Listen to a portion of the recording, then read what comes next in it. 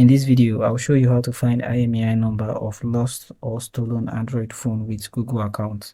I'll show you how to do this on mobile, and then I'll show you how to do this on PC. Now on mobile, you want to open Google Chrome browser and make sure you are signing into your Google account on that device. Once there, you want to search for Find My Device, and you see several options such as Android Find My Device and Find Your Phone. You can click on any of these two. Click on the first option and then click on sign in. If you're already signing into your Google account, here you're going to see devices that are connected to your Google account.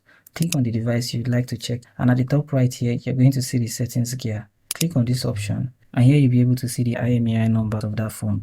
Now on PC, you want to do the same. You want to open your browser and make sure you are signing into your Google account on the browser.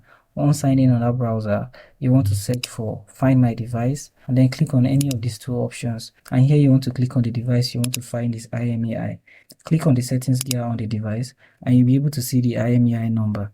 So thank you for watching this video, and I hope you found this video helpful. If you do find this video helpful, do make sure to like, subscribe, and have the post notification turned on.